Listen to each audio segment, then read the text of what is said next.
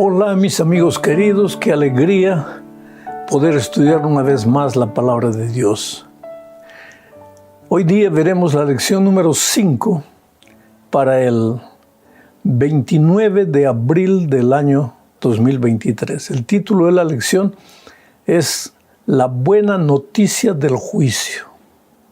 Y el propósito de la lección es mostrar bíblicamente que parte del Evangelio eterno, o sea, parte de las buenas noticias de la salvación, es el tema del juicio. El juicio no está reñido con la gracia perdonadora del Señor Jesucristo. Y entonces vamos a la primera parte de este estudio bajo el subtítulo de la importancia de la hora del juicio. Para entender esto tenemos que remontarnos al cielo. Cuando Lucifer se levantó contra Dios, se levantó con una acusación, que Dios era injusto, que le había dado a sus hijos una ley tan difícil de cumplir, y que si ellos no cumpliesen, entonces Él los mataría. Por lo tanto, en la opinión de Lucifer, Dios era injusto. ¿Y sabes por qué? Cuando Lucifer se levantó y con esta idea él consiguió contaminar a una tercera parte de los ángeles. Hubo una batalla en el cielo, ya vimos eso en lecciones pasadas. Satanás fue derrotado y fue expulsado del cielo. Pero la pregunta es la siguiente: ¿por qué Dios no destruyó al diablo en el momento en que él se levantó? Hubiera resuelto el problema del pecado. No estaríamos hoy día viviendo en este mundo de dolor, de miseria, de aflicción, de injusticia. Muerto el pecado, habría terminado el problema. Pero si Dios hubiera aniquilado a Lucifer y a los ángeles rebeldes en el momento en que ellos se levantaron, hubiera quedado una duda en la mente de todo el universo, en la mente de los ángeles fieles. ¿Qué duda? Ellos podrían haber pensado, mira, Lucifer se levantó y Dios lo mató.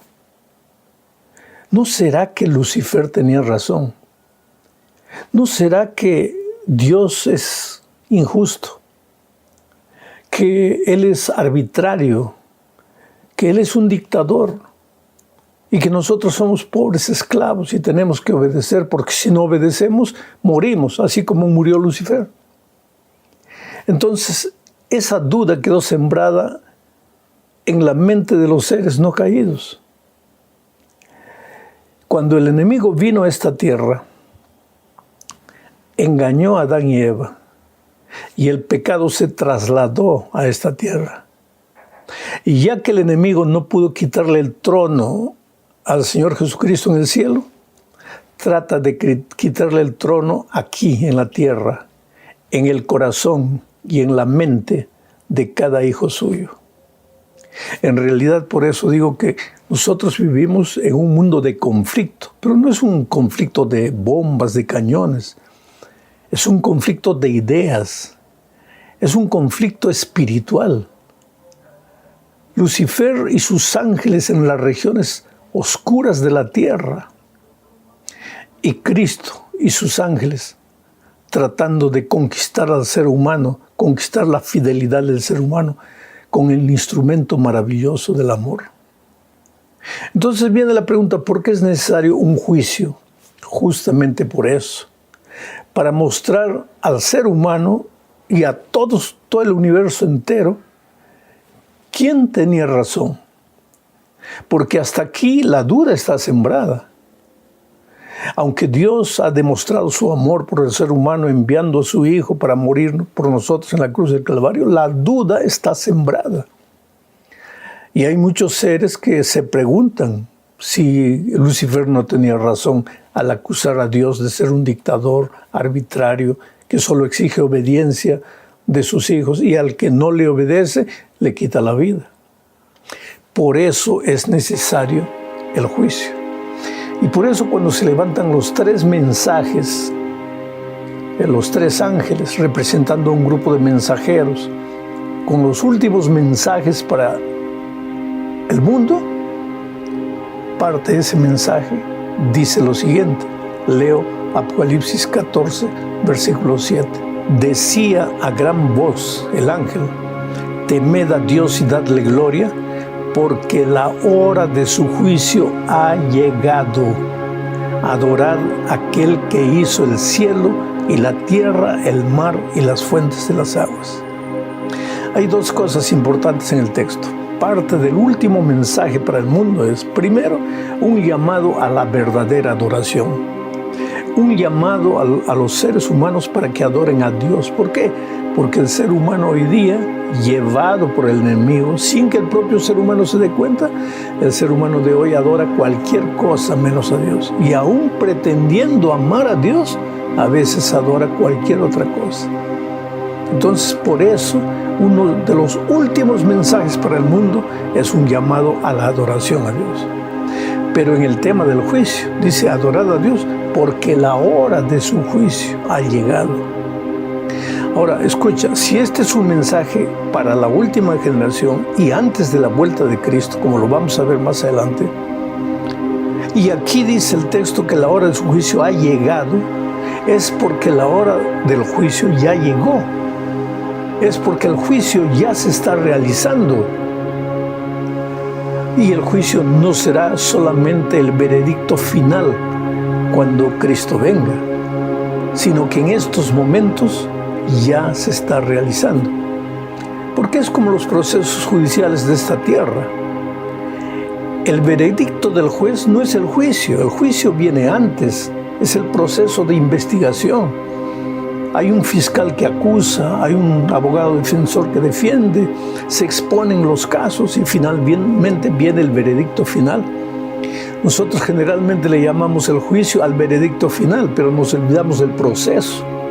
Y aquí el ángel dice que ese proceso, ese juicio, ya se está realizando en nuestros días.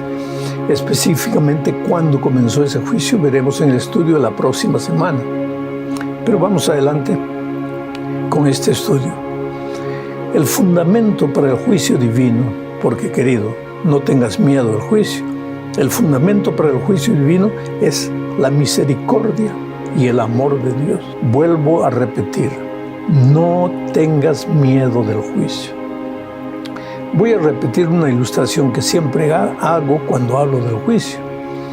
Vamos a decir que yo compré una casita con mis ahorros de toda la vida y ya estoy ancianito y voy a fallecer en cualquier momento, pero viene un vecino joven, lleno de vida, y me quita la casa. ¿Ah? Entonces comienza un proceso judicial. Viene el juicio. ¿Para qué? Para ventilar el caso y para que el juez determine si la casa me pertenece a mí, que me he esforzado a lo largo de mi vida juntando centavos para comprar la casa, o si la casa le pertenece al muchacho que vino y me la arrebató. Viene el juicio. Entonces, yo te digo, ¿quién necesita tener miedo del juicio? ¿Yo, que tengo la razón?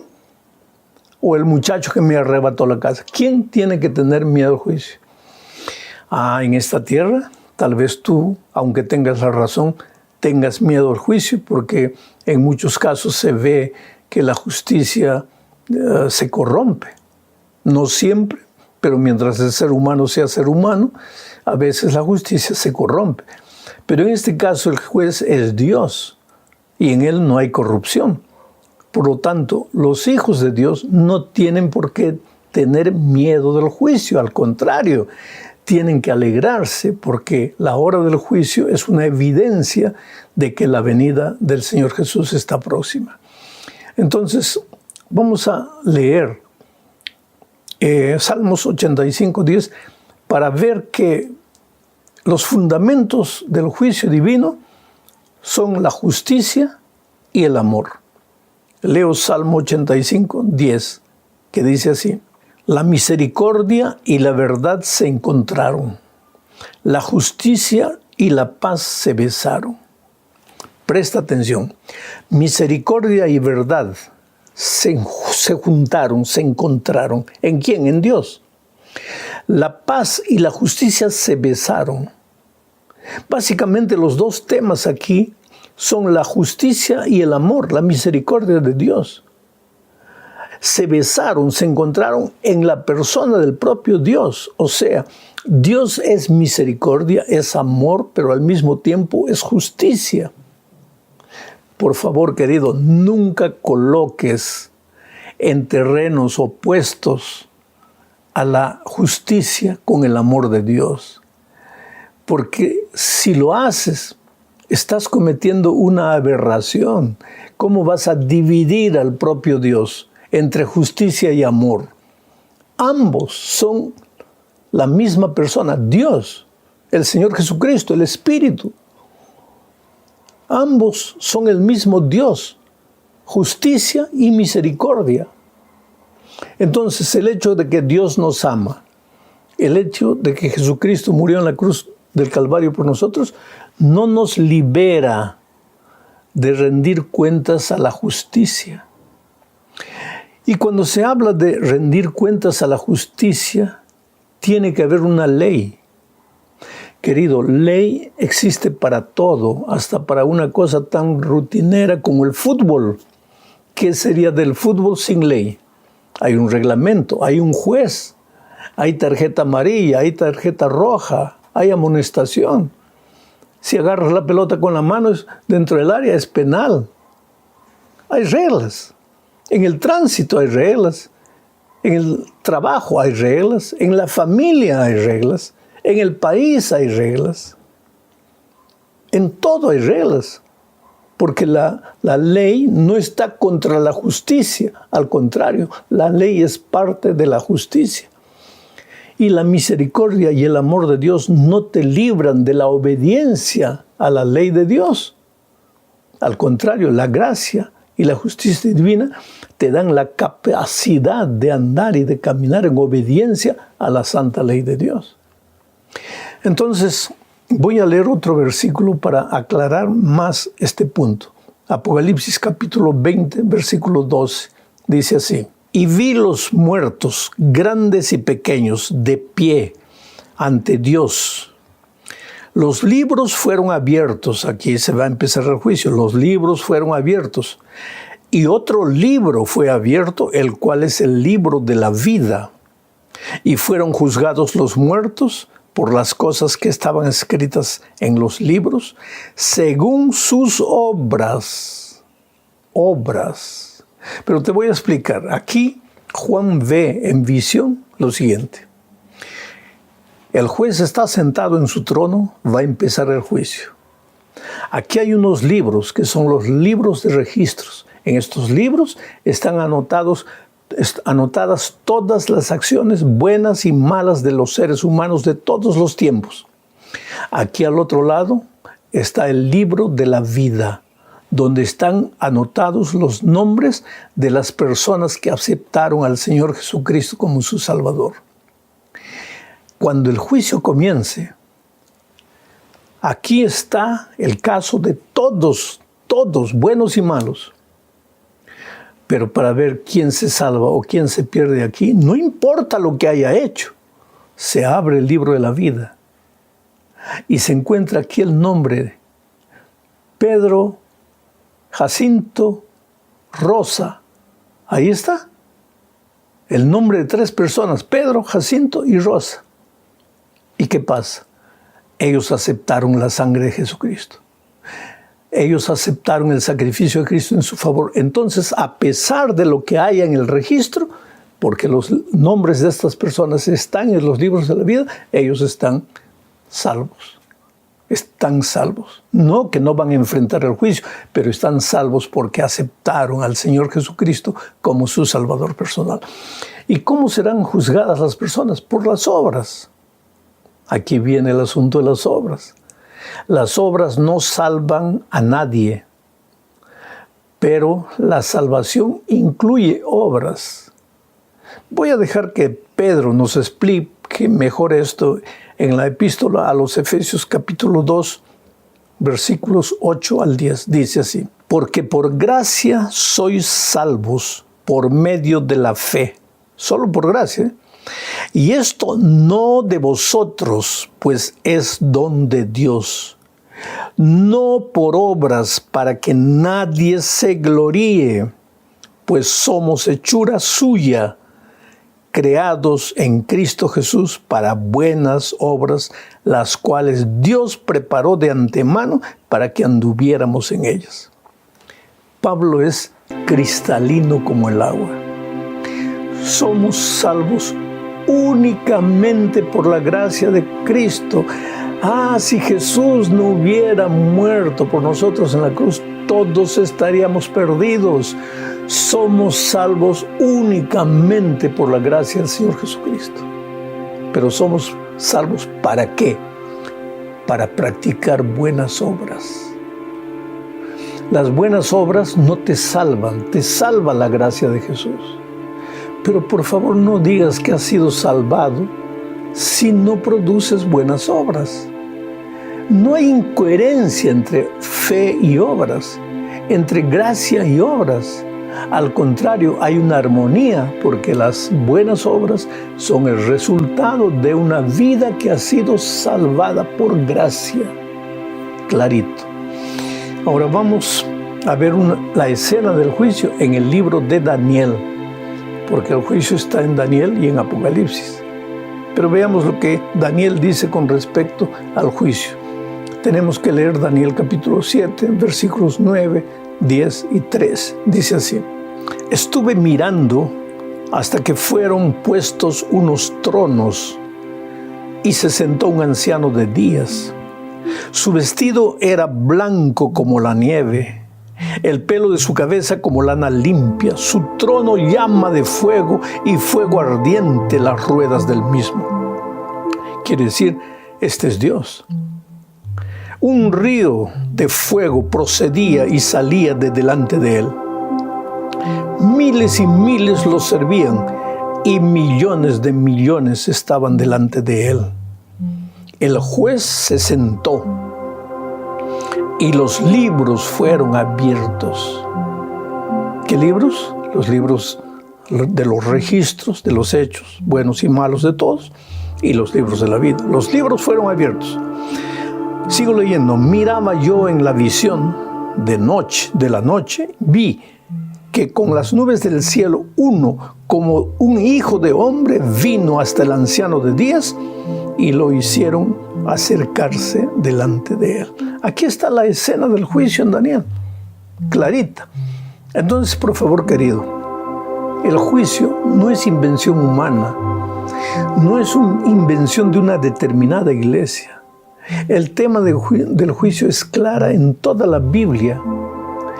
Desde cuando Adán y Eva pecaron y Dios se acercó de ellos para abrirles un proceso judicial. ¿Cómo? ¿Qué has hecho? ¿Por qué has hecho? ¿Cómo has hecho? Y entonces Adán se defiende. La mujer que creaste me dio. Pero hay un juicio. No hay sentencia sin juicio. El tema del juicio está claro en la Biblia. Y ahora en el libro de Daniel, clarísima. Él ve en visión que el trono de Dios está ahí, el juez se sienta, los libros se abren y empieza el juicio. Pero Apocalipsis también, Juan, al escribir Apocalipsis, sigue describiendo el juicio de la siguiente manera. Leo Apocalipsis 4, versículos 1, 2 y 4. Después de esto, miré y vi que había una puerta abierta en el cielo. ¿Cuál es la puerta del cielo? Pues en el cielo hay un santuario y todo el capítulo, todo el libro de Hebreos habla del santuario del cielo. Se abrió la puerta del cielo, evidentemente la puerta del santuario allá en el cielo. La primera voz que oí era como de una trompeta que hablando conmigo dijo: sube acá y te mostraré las cosas que sucederán después de estas. ¿Después de qué? De que la puerta se abre. ¿Y cuándo se abre la puerta? Ese es tema de la próxima semana. Al instante, dice Juan, yo en el Espíritu vi un trono establecido en el cielo y en el trono uno sentado. Alrededor del trono había 24 tronos y en los tronos vi sentados a 24 ancianos vestidos de ropas blancas con coronas de oro en sus cabezas. ¿Quiénes son estos ancianos que ocupan 25 o 24 pequeños tronos? Hay que tener mucho cuidado en entrar en detalles de la profecía, pero por el contexto y evidentemente esta es una representación de los muertos justos que están en el cielo, que han pasado por su proceso judicial también. ¿Quiénes entre ellos? Moisés, Elías, aquellos que resucitaron por ocasión de la resurrección o de la muerte de Cristo, resurrección. Todos ellos están allá. Pero son una representación también de todos los redimidos. Todos enfrentaremos al juicio. Ricos, pobres, chicos, grandes, mujeres, hombres. No importa el partido político, no importa la nacionalidad, la lengua, todos seremos juzgados. Aquí está la escena del juicio en el libro de Apocalipsis. Llegamos al fin de este estudio hablando de algo importantísimo. Apocalipsis 5, 1 al 3. Leo. Estamos en el juicio, en la escena del juicio, allá en el cielo. Ahora mira lo que dice. Vi en la mano derecha del que estaba sentado en el trono un libro escrito por dentro y por fuera, sellado con 7 sellos. Y vi un ángel poderoso que pregonaba a gran voz: ¿quién es digno de abrir el libro y desatar sus sellos? Pero ninguno en el cielo, ni en la tierra, ni debajo de la tierra podía abrir el libro, ni siquiera mirarlo. ¿A qué libro se refiere? Ahí está ya el nombre de los salvados. ¿Quién estará en ese libro? ¿El nombre de quién estará? ¿Estará el tuyo, el mío? ¿Estará el de Hitler? ¿Quién estará ahí en el libro? Cuidado. Nadie podría abrir. Nadie podía abrir. Ningún ser humano, ni en el cielo, ni en la tierra. Nadie podía abrir. Entonces viene Apocalipsis 5, 4 y 5 y dice lo siguiente. Y lloraba yo mucho. ¿Quién? Juan. Y lloraba yo mucho porque no se hallaba nadie que fuera digno de abrir el libro, ni siquiera de mirarlo. Entonces uno de los ancianos me dijo: no llores, porque el león de Judá, la raíz de David, ha vencido para abrir el libro y desatar sus 7 sellos. ¿Quién es este león de Judá? Jesucristo. El único que puede leer lo que hay adentro. El único que determina quién se salva y quién se pierde es Él. Entonces, por favor, querido, en esta tierra no te atrevas a mirar a las personas y en tu cabecita comenzar a pensar: ese se va a salvar, ese se va a perder, ese. Nadie, ni en esta tierra, ni en el cielo, ni ángel, ni poder, nadie puede saber quién está escrito en el libro de la vida. Solo el Señor Jesucristo, porque solo Él murió para salvar al ser humano. ¿Por qué la insignificante criatura humana se atreve un día a determinar: no, se va a salvar? No, se va a perder porque se suicidó. ¿De dónde sacas tú la idea? Y si se arrepintió en el último segundo, pero ¿quién sabe? Solo Dios. Entonces por eso solo Dios puede decir quién se salva y quién se pierde. No soy yo.